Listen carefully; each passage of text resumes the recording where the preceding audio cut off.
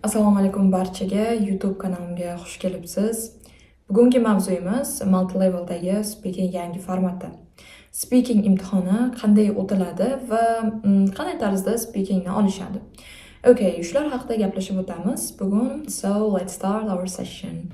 Birinchi navbatda speaking haqida gaplashib o'tsak, speaking yangi formatiga o'zgargan, aynan deyarli 1,5 yildan oshdi yangi formatga o'tganidan.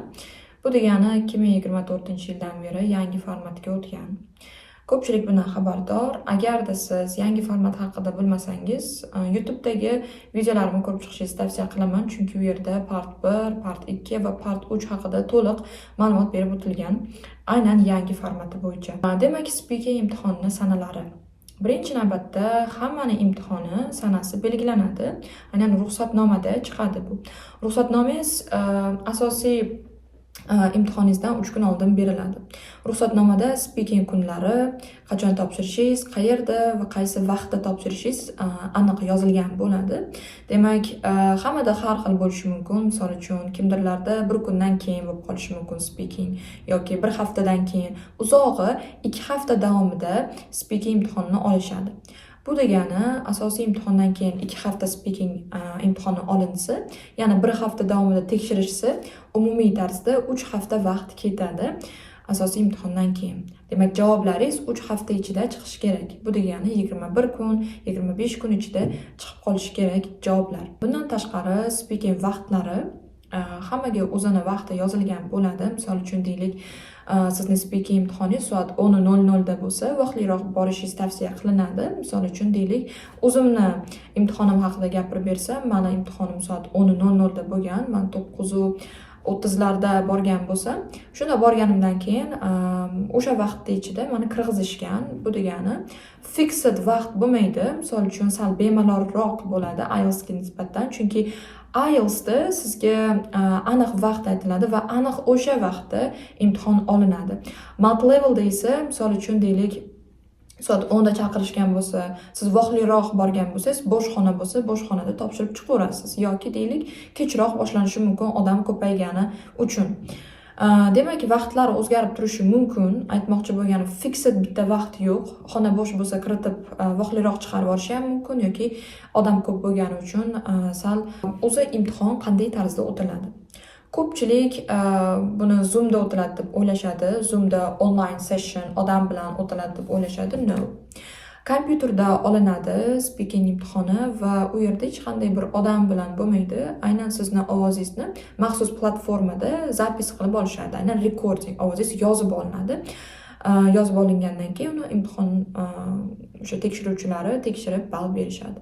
Demak, bu yerda sizga naushnik berishar ekan, kompyuterda bo'ladi va sizning ovozlaringiz faqat zapis bo'ladi.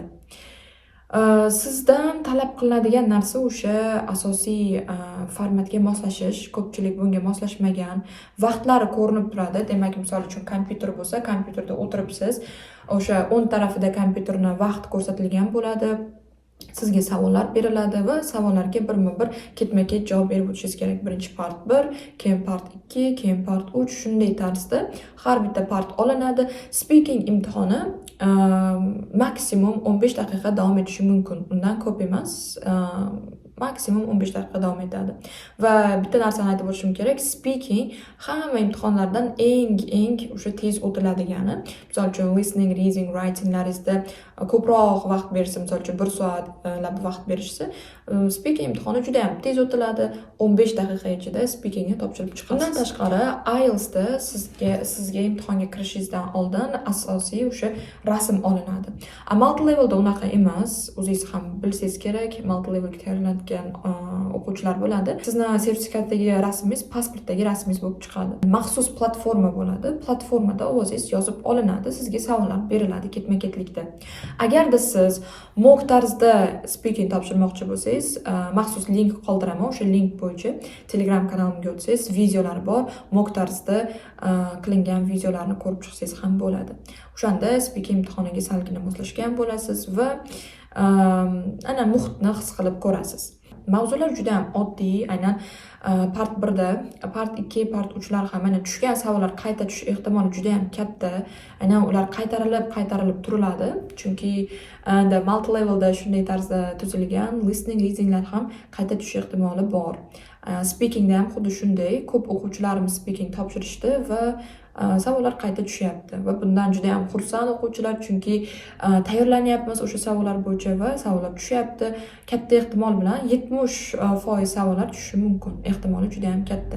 Savollarni topmoqchi bo'lsangiz, Telegram kanalimga o'tsangiz, Speakingga har bitta part uchun savollar tayyorlab qo'yganman. Part 1, part 2, part 3 Telegram kanalimga kirib ko'rsangiz, hamma speaking uchun materiallar bor. Okay.